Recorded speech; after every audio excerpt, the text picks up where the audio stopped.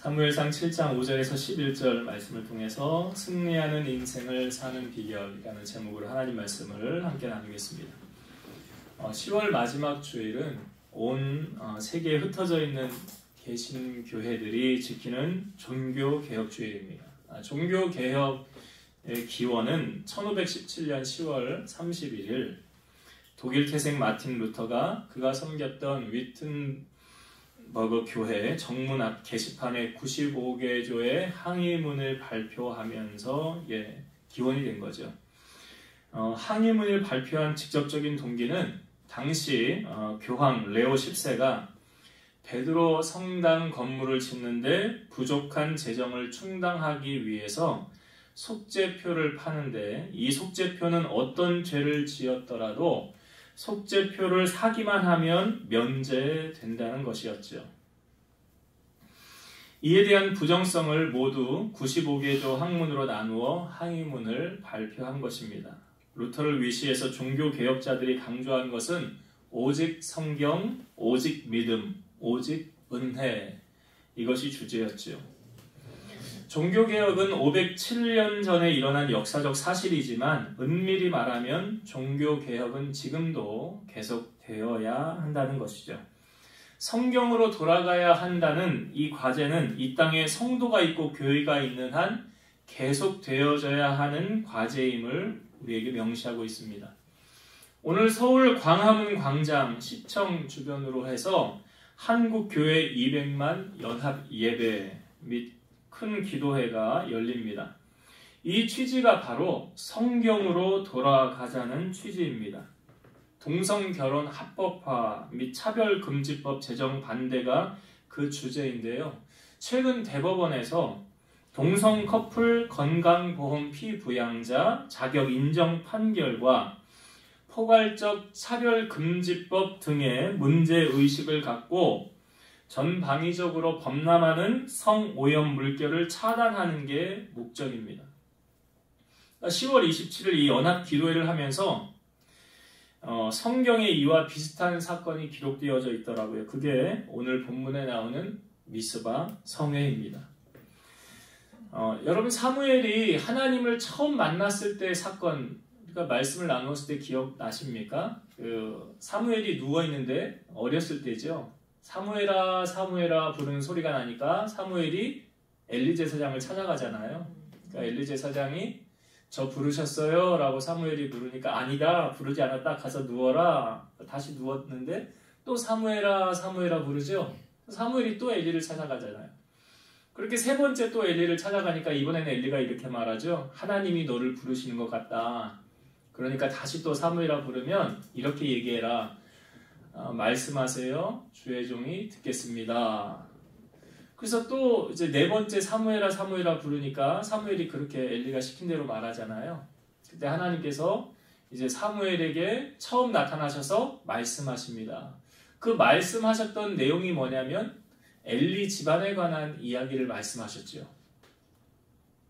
어떻게 성경에 뭐 이렇게 나오지만 그 집안이 앞으로 어떻게 될 것이라는 것을 이제 엘리 제사장의 집안 이야기를 사무엘에게 해주잖아요. 그리고 나서 다음날 이제 엘리가 궁금하니까 사무엘을 찾아가죠. 그래서 뭐라고 그랬냐, 하나님이 너에게 뭐라고 말씀하셨냐, 하나도 빼놓지 않고 나에게 다 말해봐라 했더니 이제 사무엘이 다 얘기하잖아요. 하나님께로 받은 말씀을. 그 말씀이 있은 후에 어떤 일이 일어납니까? 이스라엘과 블레셋 사이에 전쟁이 일어납니다.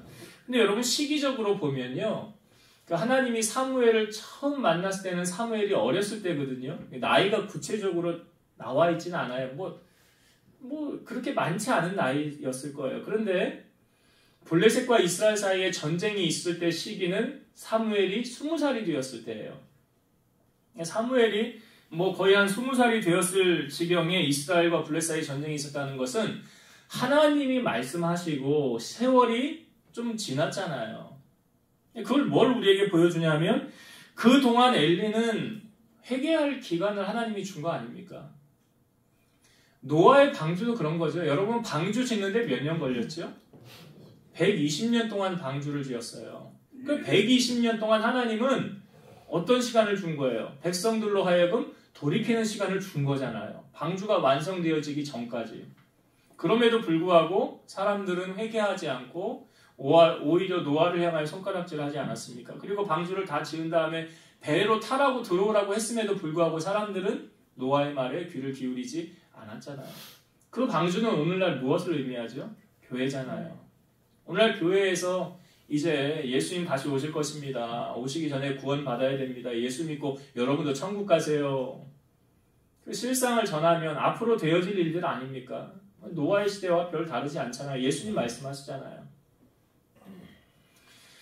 그래서 이제 하나님께서 하신 그 말씀이 이스라엘, 이제 사무엘이 20살 때 이스라엘과 전쟁에서 법궤는 빼앗기게 되었고요. 엘리의 두 아들 홈리와 비나스는 죽게 되었고, 그 소식을 들은 엘리도 죽게 되었다는 거죠. 그 다음에 어떻게 되었습니까? 이스라엘 백성들이 법궤가 블레셋으로 뺏기게 되었는데, 이 법궤가 다시 이스라엘로 돌아오게 되죠.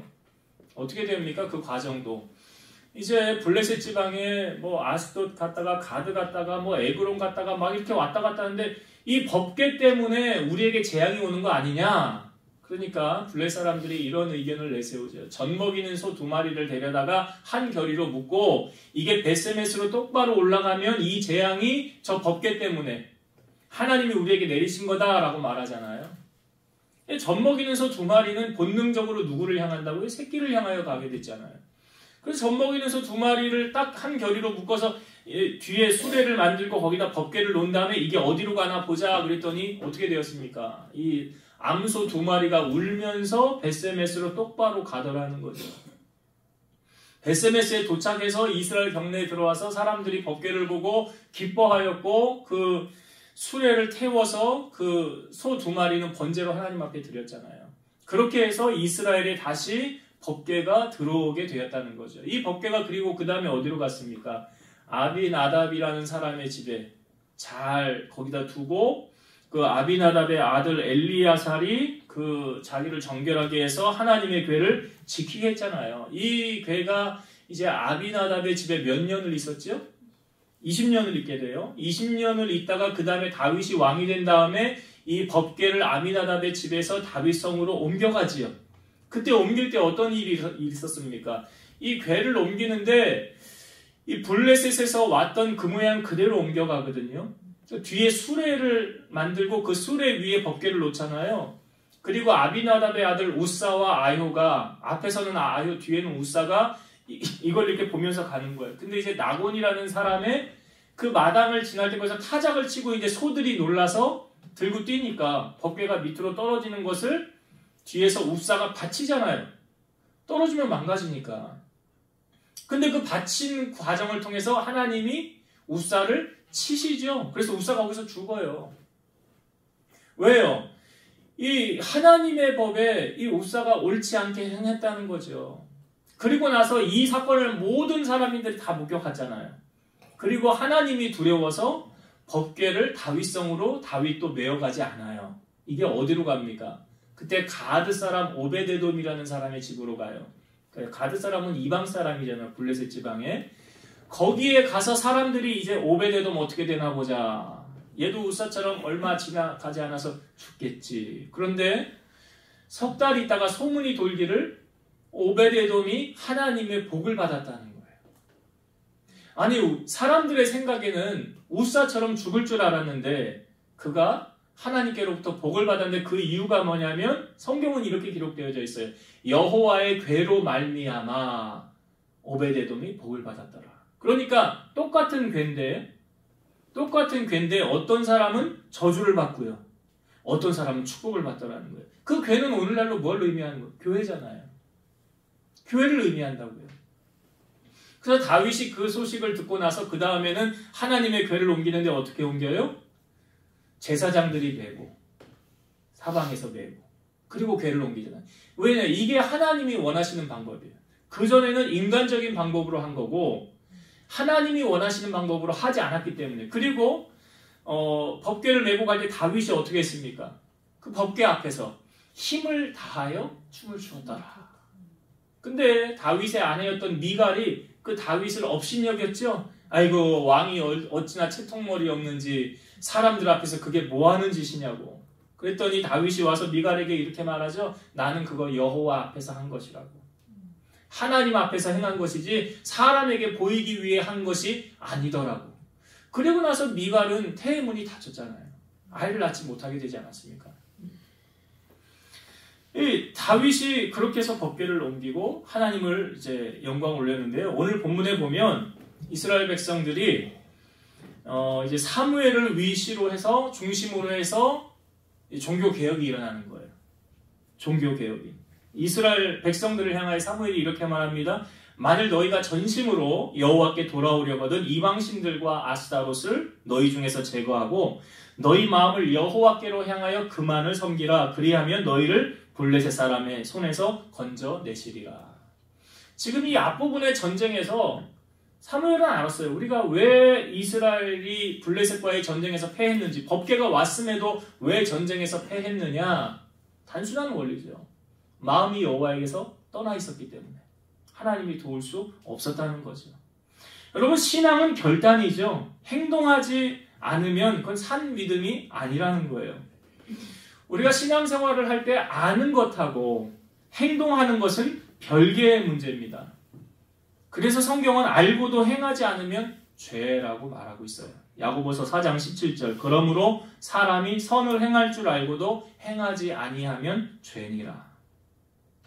예수님도 이렇게 말씀하셨죠. 너희가 나를 사랑하면 나의 계명을 지키리라. 나의 말을 지키리라. 여러분, 실천을 하고 실천을 하지 않는 것은 여러분 우리 자기가 하기 나름입니다. 남이 대신 해줄 수 있는 게 아니에요. 근데 이 부분을 놓고 예수님이 산성수훈 마태복음 7장 마지막 부분에 이렇게 말씀하시잖아요. 나의 말을 듣고 행하는 자는 반석 위에 집을 지은 사람이요. 행하지 않는 사람은 모래 위에 집을 지은 사람이니라. 그 차이가 언제 드러나느냐? 위기를 만났을 때. 풍랑이 일고 바람이 불었을 때 모래 위에 집을 지은 사람은 어떻게 돼요? 떠내려간다고, 넘어진다고, 쓰러진다고요. 그러나 반석 위에 집을 지은 사람은요, 넉넉히 이긴다고요. 그 차이가 뭐라고요? 말씀을 듣고 지키는 사람과 지키지 않는 사람의 차이라는 거예요. 가끔 제가 보면서 저분은 이렇게만 하면 하나님이 복을 주실 것 같은데 그런 게 보일 때가 있어요. 그래서 가끔 제가 말을 해주기도 하고요. 권면을 해주기도 합니다. 그런데 권면을 안 해주기도 해요. 왜냐하면 괜히 그것이 그 사람에게는 시험거리가 될 수 있다는 거죠. 그래서 말을 안 할 경우도 있어요. 문제는 우리가 하나님께로부터 말씀을 받았을 때는 어떤 자세가 나와야 됩니까? 레디 액션이죠. 취해야 되는 거예요. 행동해야 되는 거예요. 자, 그러면 이스라엘 백성들은 이 사무엘의 말에 어떻게 반응했을까요? 자, 4절의 말씀을 한번 볼게요. 사무엘상 7장 4절을 한번 보겠습니다. 이에 이스라엘 자손이 바알들과 아스타롯을 제거하고 여호와만 섬기니라. 여기 중요한 말씀이 있으니까 우상들을 다 버린 거예요. 바알들과 아스타롯은 우상을 말하는 거잖아요. 우상을 버리고 여호와만 섬기니라예요. 제가 한 글자만 바꿔서 읽어볼게요. 이에 이스라엘 자손이 바알들과 아스타롯을 제거하고 여호와도 섬기니라. 말이 돼요, 안 돼요? 안 돼요? 네, 말 안 되죠? 여기 분명히 여호와만 섬긴다고 그랬잖아요. 여러분, 결혼을 하는 신랑 신부가 이렇게 결혼 예식할 때 꼭 이렇게 얘기하잖아요. 신랑한테 당신은 이제 신부만 사랑하겠습니까? 라고 질문해요. 신부도 사랑하겠습니까? 라고 질문해요. 그렇죠. 신부만. 마찬가지 신부에게도 그러죠. 당신은 이제 신랑만 사랑하겠습니까? 신랑도 사랑하겠습니까? 그걸 잘 아시죠?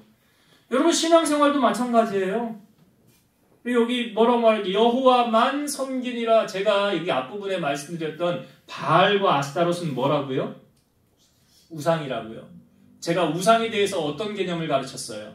하나님보다 더 사랑하는 것은 뭐라? 우상이다. 하나님보다 더 사랑하는 것은 뭐라? 그게 꼭 만들어가지고 목상을 만들고 그게 우상이 아니라고요. 마태복음 6장 24절 한 사람이 두 주인을 섬기지 못할 것이니 혹 이를 미워하고 저를 사랑하거나 혹 이를 중히 여기고 저를 경히 여김이라. 너희가 하나님과 재물을 겸하여 섬기지 못하느니라. 여기는 재물을 우상으로 갖다 놓고 견주었어요. 왜냐하면 인간들이 가장 사랑하는 게 뭐라? 하나님이죠, 뭘. 그죠? 예, 돈인 줄 알았는데 돈 아니었어요? 그러니까 여기 하나님하고 재물을 겸하여서 견주어서 비교한 거예요. 근데 지금 여기 사무엘이 이스라엘 백성들에게 한 말, 이 똑같은 원리죠. 너희들은 이제 우상을 다 버려라. 바알 아스타롯. 하나님보다 더 사랑하는 것은 있어서 안 된다. 여기에 뭐 재물도 될 수 있고 뭐 권력도 될 수 있고 여기 어떤 사람은 말세에 나타나는 현상에 이런 거 있죠. 디모데후서 말씀에 보면 말세의 사람들은 자기를 가장 사랑하고 돈을 사랑한대잖아요. 그래서 자기가 신이 되는 경우도 있잖아요. 자기가 우상이래요. 내 주먹을 믿어. 그렇죠. 자신이 뭐예요? 내가 신이다. 그 자신이잖아요. 그러니까 나를 가장 사랑하는 거죠. 근데 우리가 예수님을 따르기 위해서는 나를 부인하라잖아요. 마가복음 8장 35에서 37절 누구든지 자기 목숨을 구원하고자 하면 잃을 것이요. 누구든지 나와 복음을 위하여 자기 목숨을 잃으면 구원하리라. 사람이 만일 온 천하를 얻고도 자기 목숨을 잃으면 무엇이 유익하리요? 사람이 무엇을 주고 자기 목숨과 바꾸겠느냐. 그래서 참새 한 마리도 하나님의 허락 없이는 떨어지지 않는다라고 성경은 말하죠. 근데 그 말씀 바로 앞에 이 말씀이 있어요. 마태복음 10장 28절 몸은 죽여도 영혼은 능히 죽이지 못하는 자들을 두려워하지 말고 오직 몸과 영혼을 능히 지옥에 멸하실 수 있는 이를 두려워하라. 그러니까 여러분들이 두려워해야 할 대상은 하나님이 돼야 되는 거예요. 하나님 한 분만 두려워하시면 돼요. 다른 걸 왜 두려워하십니까? 그 하나님을 두려워하는 게 뭘로 연결이 되는 거예요? 이게 경외잖아요. 그게 경외라고요. 하나님을 두려워하며 공경하는 마음으로 섬겨야 된다. 이게 하나님을 경외하는 자라고요. 지혜도 어디서 얻는데요? 잠언에 말하죠. 여호와를 경외함이 지혜의 근본이라. 그러니까 그 지혜도 누가 주신데 야고보서 1장에도 말하잖아요. 너희 중에 지혜가 부족하거든 후히 주시고 꾸짖지 아니하시는 하나님께 구하라. 그리하면 주시리라. 지혜는 누가 주시는 거예요? 그러니까 솔로몬이 지혜 누구로부터 받은 거예요? 하나님께로부터 받은 거잖아요. 여러분들이 행하는 모든 일들을 지혜롭게 처리하길 원하십니까? 그럼 하나님께 지혜를 구하세요. 그것이 무엇과 연결? 여호와를 경외하는 거라고요. 그러니까 하나님을 두려워하는 마음 가지고 공경하며 섬기는 자에게 지혜를 주시는 거예요. 지금 오늘 말씀에 보면 이스라엘 백성들이 그 하나님의 말씀에 순종하지 않습니까? 근데 블레셋 사람들을 지금 두려워하는 게 또 보여요. 오늘 말씀에 보니까. 자, 사무엘이요. 지금 너희들 이제 여호와만 섬기라 하면서 미스바로 다 모이라고 그럽니다. 온 이스라엘은 미스바로 모이라. 내가 너희를 위하여 여호와께 기도하리라. 그래서 이들이 모여서 금식하면서 하나님 앞에 기도하는데 이렇게 기도했대요. 여호와여 우리가 범죄하였나이다. 그러니까 미스바의 성회는 회개의 성회예요. 여러분 회개할 때 성령이 임하십니다. 성령이 임하는 루트는 바로 그거예요. 왜냐하면 성령은 거룩한 영이거든요. 거룩하신 그분이 더러운 곳에 임재할 수 있어요? 없어요? 없잖아요. 그러니까 우리의 마음이 더러운데 어떻게 성령이 임하냐고요. 그래서 요한일서 1장에 보면 우리가 죄 없다 하면 거짓말하는 거고요. 우리가 죄를 고백하기만 하면 주는 미쁘시고 의로우사 우리 죄를 사하셔 주신대잖아요. 그러니까 지금 무슨 성회예요? 미스바의 성회는 회개의 성회예요. 그 회개의 성회가 지금 이루어진 거예요. 오늘 10월 27일 광화문 시청 광장에서 이 회개의 성회가 열리는 거 아닙니까? 사실은 잘못한 그들을 향하여 이제 액션을 제시하는 것도 있지만 근본적으로는 우리가 하나님 앞에 잘못했다고 범죄했다고 나아가는 회개의 성회예요. 블레셋 사람들이 지금 이스라엘이 미스바에 모였다는 소식을 듣고 이스라엘이 치러 올라옵니다. 마귀는 한시도 우리를 가만히 안 두죠. 자, 이스라엘이 이 블레셋 사람을 두려워 떨게 되는데 지금 이스라엘이 위기를 만나게 됐어요. 여러분, 우리가 이 땅에 살아갈 때 언제 위기를 만나게 되느냐? 두 가지의 경우가 있어요. 두 가지의 경우에 위기를 만나게 됩니다. 첫 번째는 어떤 경우에 우리가 위기를 만나냐면 우리가 하나님의 말씀에 불순종했을 때 위기를 만나게 돼요. 대표적인 사람 누구 있을까요? 요나. 하나님의 말씀이 아미떼의 아들 요나에게 임하니라 너는 니누에로 가서 복음을 전하라. 근데 요나가 니누에로 가기 싫었죠. 그래서 다시스로 가려고, 이탈리아 저쪽으로 가려고 마침 항구에 갔더니 다시스로 가는 데가 거기에 예비되어져 있더라. 할렐루야 여호와 이레.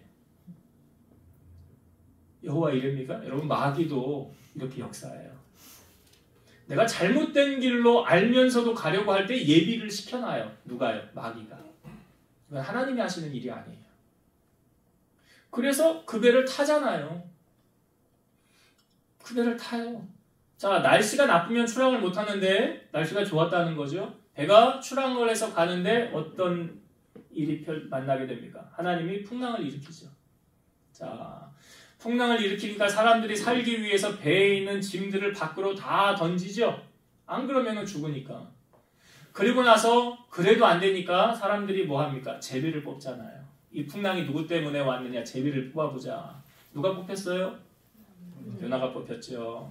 요나가 이 사실을 얘기하죠. 하나님이 나로 하여금 니누에로 가라고 했는데 내가 싫어서 이 배를 탔으니 나를 바다에 던지라고. 사람들이 어떻게 살아있는 멀쩡한 사람을 바다에 던집니까? 노를 저어서 다시 항구로 데리려고 했는데 그게 돼요? 안 되지요. 그러니까 하는 수 없이 사람들이 하나님 앞에 이렇게 기도해요. 하나님, 우리가 요나를 바다에 던질 텐데 그 죄를 우리에게 물지 마세요. 용서해 주세요. 그러면서 이렇게 말합니다. 하나님은 하나님의 뜻대로 행하십니다. 그리고 요나를 바다에 던지자 풍랑이 언제 그랬냐는 듯이 잠잠해졌죠. 요나는 어떻게 됐어요?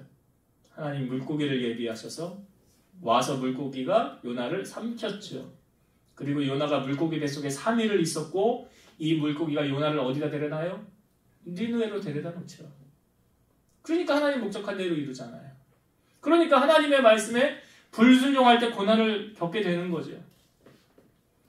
아이성 여리고성을 점령하고 난 다음에 아이성 그 작은 성은 한 3,000명만 가면 이기겠다 해서 전쟁에서 졌어요.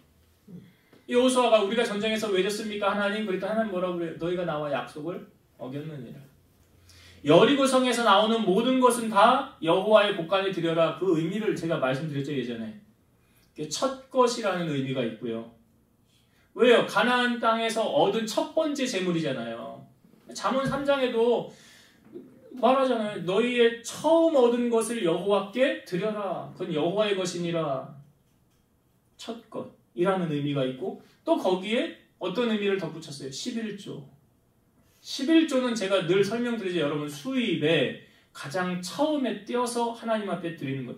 다 쓰고 나머지 갖다 드리는 거 아니라고 그랬어요. 의미가 다른 거예요.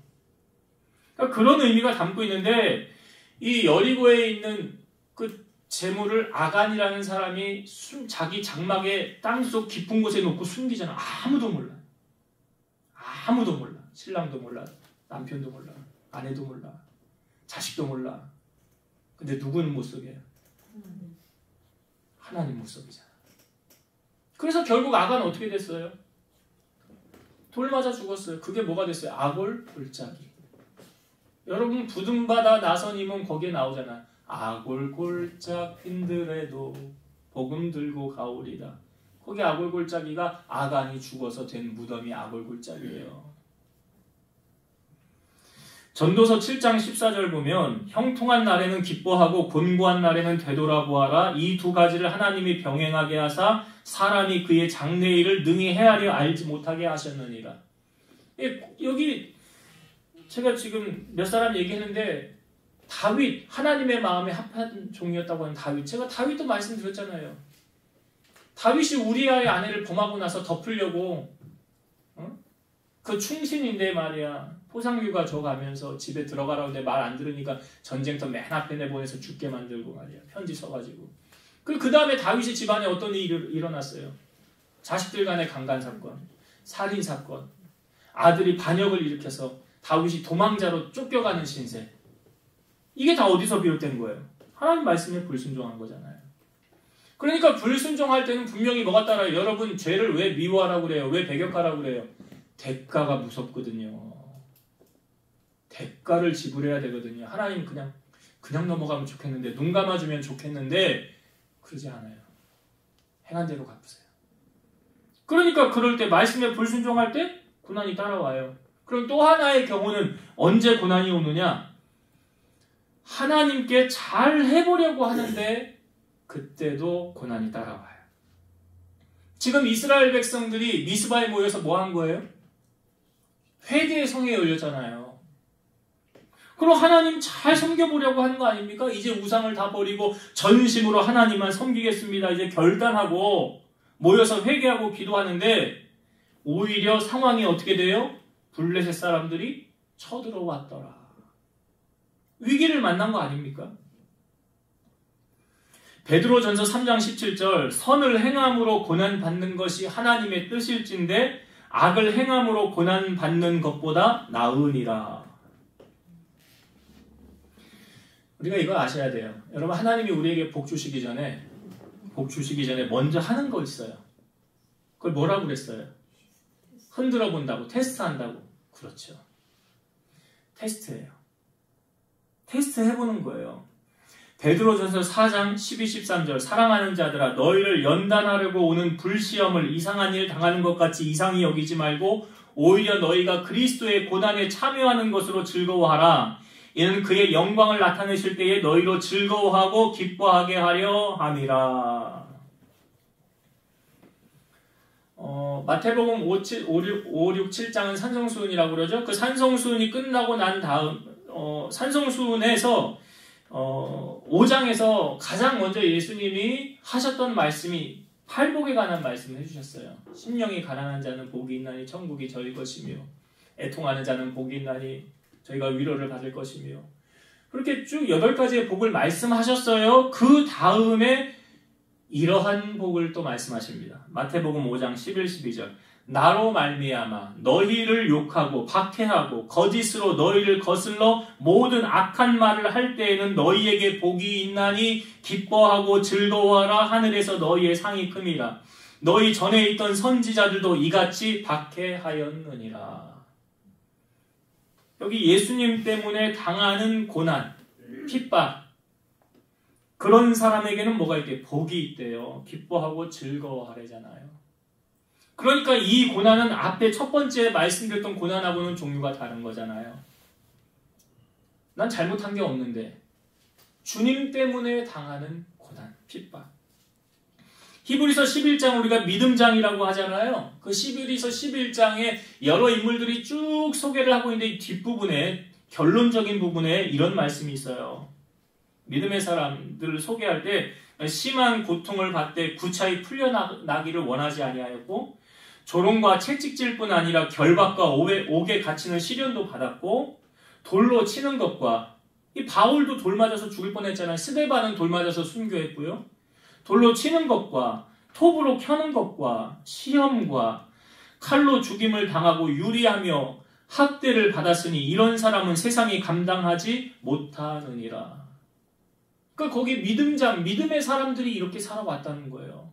근데 그런 사람들에게 주님이 말씀하시죠. 이런 사람들에게 복이 있나니 기뻐하고 즐거워하래잖아요.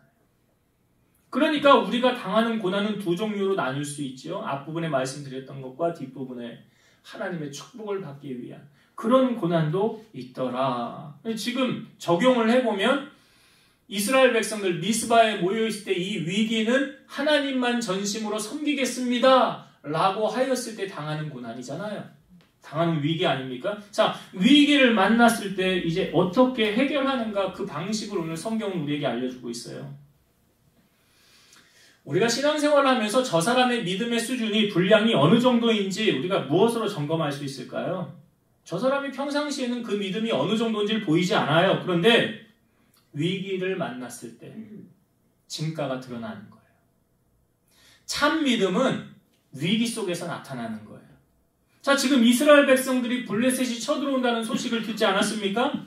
자, 어떻게 대처를 하였느냐. 자, 8절을 한번 보겠습니다. 오늘 우리가 읽은 8절 말씀 다시 제가 읽어볼게요. 이스라엘 자손이 사무엘에게 이르되 당신은 우리를 위하여 우리 하나님 여호와께 쉬지 말고 부르짖어 우리를 블레셋 사람들의 손에서 구원하시게 하소서 하니. 이 무슨 지금 어리석은 선택을 하고 있습니까? 지금 블레셋 사람들이 지금 막 쳐들어와서 싸우려고 하는데 빨리 지금 싸울 준비를 해야 될 거 아니에요. 작전을 짜야 될 거 아니에요. 전략을 짜서 1조, 2조는 여기 대비 3조는 이렇게 해서 우리 이렇게 싸우자. 싸울 준비를 해야 되는 거 아닙니까? 근데 왜 이스라엘은 이런 선택을 한 걸까요? 왜 이스라엘 사람들은 사무엘에게 우리를 위하여 하나님께 부르짖어 우리를 블레셋 사람들의 손에서 구원하시게 하소서라고 한 것일까요? 여러분, 전쟁의 승패를 결정짓는 분이 누구십니까? 다윗은 골리앗 앞에 나아갔을 때 이런 말을 했죠. 너는 칼과 창과 단창으로 나오지만 나는 만군의 여호와의 이름으로 너에게 나아가노라. 오늘 여호와께서 너를 내 손에 넘겼느니라. 전쟁은 여호와께 속하였느니라. 이기고 지는 것은 무기가 좋고 나쁘고가 아니라 군사가 많고 적음이 아니라 하나님 도우면 이기는 거예요. 하나님이 안 도우면 지는 거예요. 시편 24편 8절 영광의 왕이 누구시냐? 강하고 능한 여호와시요 전쟁에 능한 여호와시로다. 우리 하나님이 싸움을 잘하세요. 하나님의 편에 서기만 하면 하나님이 이기세요. 아까 이스라엘이 그 엘리 제사장 시대에 왜 전쟁에서 졌습니까? 그 홈리와 비느하스가 그 제사장으로 제사장으로 있었는데 왜 졌습니까? 당연한 하나님이 안 도왔죠. 거의 그 무늬만 크리스찬이었잖아요. 형식적인 크리스찬이었잖아, 그거. 하나님이 돕겠어요? 그 마음을 다 아시는데. 근데 지금 이스라엘 백성들은 어떤 마음으로 하나님 앞에 나가고 있습니까? 우상 다 버렸지요. 여호와 도 섬겨요? 여호와만 섬겨요? 그래요. 근데 하나님이 안 도울 수가 없잖아요, 이 상황에. 하나님이 내가 너를 돕지 않으면 안 되겠구나, 이런 상황으로 지금 그렇게 가고 있잖아요. 자, 한번 9절 한번 말씀 봅시다. 9절. 사무엘이 젖 먹는 어린 양 하나를 가져다가 온전한 번제를 여호와께 드리고 이스라엘을 위하여 여호와께 부르짖음에 여호와께서 응답하셨더라. 지금 하나님이 응답하셨다라고 말씀하시잖아요. 하나님 응답하셨다라는 건 뭘 의미하냐면 그 전쟁에서 이제 하나님이 개입하셨다는 거예요. 그 말은 이제 이 전쟁은 이겼구나라는 거예요. 그러면 이 전쟁에서 이기기 위해서 하나님의 도움을 받기 위해서 이들이 택한 건 두 가지예요. 두 가지 잘해서 전쟁에서 이겼어요. 첫 번째는 뭘 잘했느냐? 자, 쉬지 말고 부르짖는 기도였다는 거죠. 이게 8절에도 나오잖아요. 이스라엘 백성이 사무엘을 향하여 우리를 위하여 우리 하나님 여호와께 쉬지 말고 부르짖어 나오죠. 쉬지 말고 부르짖어. 9절에도 나오죠. 9절에도 보면 중반에 보면 이스라엘을 위하여 여호와께 부르짖음에 나와요. 여호와께 부르짖었다는 게 뭡니까? 기도했다는 거 여러분 잘 아시잖아요. 하나님께서 우리를 향한 하나님의 뜻이 뭐래요? 네? 하나님 뜻이 뭐래요? 그렇죠. 이제 딱 나오네. 하나님께서 항상 기뻐하라. 그 다음에 그러네. 나오네요. 여기. 기도하는 게 어떻게 하래요? 여기 쉬지 말고 여기 본문에도 나오잖아요. 우리를 위하여 여호와께 쉬지 말고 부르짖어라고 나오잖아요. 예레미야 33장 2절 3절 이를 행하시는 여호와 그것을 만들며 성취하시는 여호와 그의 이름을 여호와라 하는 이가 이와 같이 이르시도다. 너는 내게 부르짖으라 내가 너에게 응답하겠고 네가 알지 못하는 크고 은밀한 일을 내게 보이리라. 지금 응답하셨잖아요. 이스라엘 백성들이 드리는 이 기도와 이 예배에 예레미야 29장 12, 13절 너희가 내게 부르짖으며 내게 와서 기도하면 내가 너희들의 기도를 들을 것이요. 너희가 온 마음으로 나를 구하면 나를 찾을 것이요 나를 만나리라. 여러분 승리자로 살기를 원하신다면 뭐 하시면 돼요? 쉬지 말고 기도하면 돼요. 근데 목사님 어떻게 쉬지 말고 어떻게 쉬지 않고 기도를 할 수 있습니까? 다른 말로 말씀드려요. 무시로, 수시로 기도하세요. 수시로 기도하는 거예요. 설거지하다가, 청소하다가, 일하다가. 그게 무시로 쉬지 말고 그게 기도하는 거예요. 여러분 하나님은 기도하는 사람을 쓰실 수가 없어요. 왜 그런지 아세요? 하나님은 기도 안 하는 사람을 쓸 수가 없다고요. 왜? 소통이 안 되니까. 대화가 안 되는데 하나님하고. 어떻게 하나님 쓰실 수가 있어요? 반대로요. 하나님은 기도하는 사람을 잘 쓰십니다. 왜요? 소통이 잘 되니까. 단순한 원리예요. 하나님 기도하면 쓰시고요. 기도 하나만 안 쓰세요. 이 중요한 원리예요. 사도 바울이 2차 전도 여행에 빌립보 지역에 갔을 때 귀신 들린 저 많은 여종을 내쫓아줬어요. 그랬더니 그 주인이 화가 나서 이 바울과 실라를 때리고 옥에 가두지 않습니까? 근데 옥에 갇혀서 캄캄한 밤중에 바울과 실라가 뭐 하냐면 찬송하고 기도하더라. 찬송하고 기도하더라. 쉬지 말고 기도하는 거 아닙니까? 그랬더니 옥문이 열리고 메인 것이 다 벗어졌더라. 찬송과 기도의 능력이에요. 그러니까 여러분 승리하는 인생 살기 원한다면 기도자 되시길 바라고요. 두 번째, 승리하는 인생 살으려면 오늘 9절의 말씀에 우리에게 답을 주고 있어요. 온전한 번제를 하나님 앞에 드려야 되는 거예요. 그러니까 여러분 예배할 때 하나님이 받으시는 예배가 있고 응답하시는 예배가 있고요. 하나님이 임재하시는 예배가 있고요. 받지 않으시는 예배가 있어요. 이건 우리 가인과 아벨을 통하여 우리에게 알려줬잖아요. 여러분 보통 예배의 시작은 언제 시작할까요? 예배는 언제 시작하는 거라고 생각하세요? 종이 이렇게 땡 치면은 이제 예배 시작이구나 그렇게 생각하십니까? 아니에요.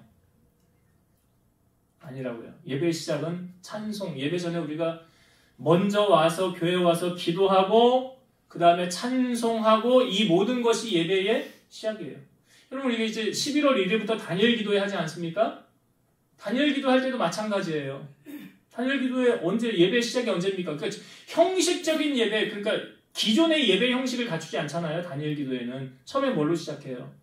기도 제목을 쭉 나누지 않습니까? 그 다음에 찬양하지 않습니까?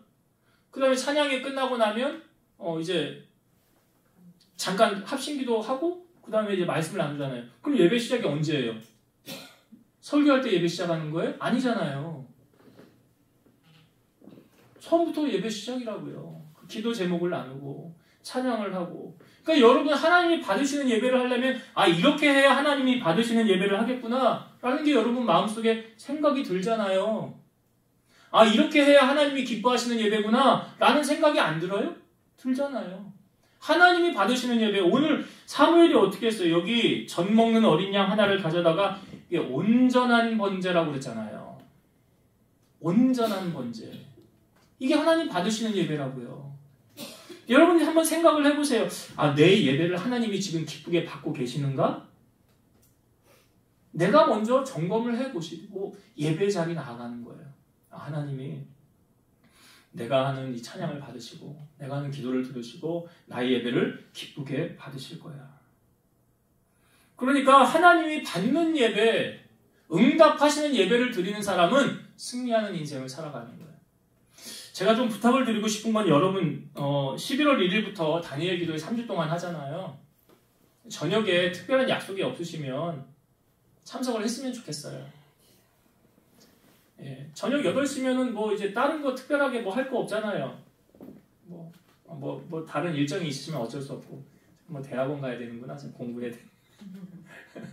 근데 뭐 다른 일정이 없으면 집에서 이렇게 휴대폰 틀어놓고 해도 뭐 그게 뭐 나쁘다는 건 아니지만 교회 와서 그래도 같이 여기서 이 자리에서 합심해서 같이 기도하면 하나님이 여기도 미스바로 모여라 그랬잖아요. 집에서 기도해라 그랬습니까? 아니잖아요.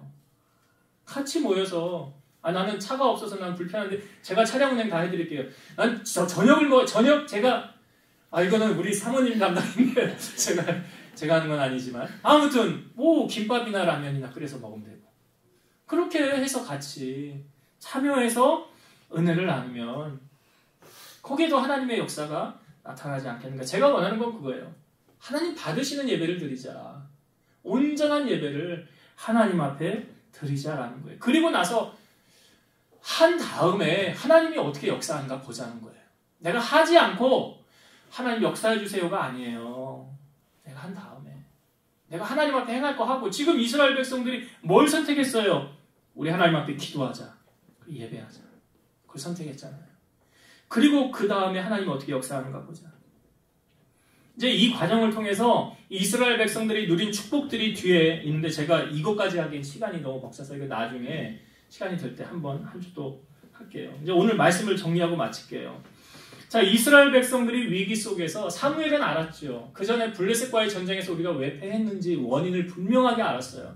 그래서 여러분 제가 제목을 뭘로 적었습니까? 승리하는 인생을 사는 비결? 오늘 사무엘이 그걸 강조하는 거예요. 우리가 왜 그 전에 블레셋과 전쟁에서 패했느냐. 이제는 패배자로 살지 말고 승리자로 우리가 살자. 그러기 위해서는 결단을 해야 되는 거예요. 첫 번째 결단은 무엇입니까? 우상을 버리는 거예요. 여러분 우상을 버리셔야 돼요. 하나님보다 더 사랑하는 거 있으면 안 돼요. 그 우상이에요. 롯의 아내가 뒤를 돌아봤잖아요. 소금 기둥 됐잖아요. 부자 청년이 예수님 말씀에 불순종했잖아요. 왜? 돈을 못 노니까. 예수님보다 돈이 더 귀한데? 그러니까 하나님과 재물을 겸하여 섬길 수 없잖아요. 우리 인생에 나는 주님 한 분만이면 만족합니다. 라는 신앙. 그 신앙을 우리가 먼저는 이게 돼야 돼요. 그래서 여호와 도 섬기는 거 아니에요? 여호와만 섬기는 여러분 되시길 바라고. 그 다음 두 번째 두 가지. 자, 쉬지 말고 뭐 하라? 네, 쉬지 말고 기도하세요.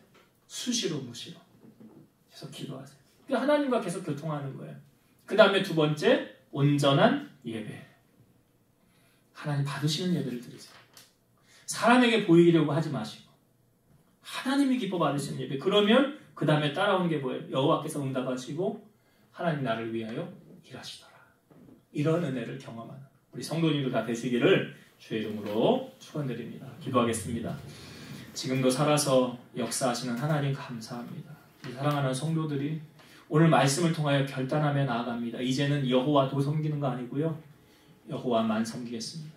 하나님만 나의 주인으로 섬기고 하나님만을 가장 사랑하며 나아가겠다고 우리가 오늘 결단하며 나아갑니다. 이것이 행동으로 연결되어지게 하시고 수시로 무시로 쉬지 말고 기도하는 우리 성도들 되게 하셔서 하나님 앞에 온전한 번제 예배를 통하여 응답받고 하나님의 도움을 경험하며 살아가는 우리 성도들 되게 하여 주옵소서. 예수님의 이름으로 기도드리옵나이다. 아멘.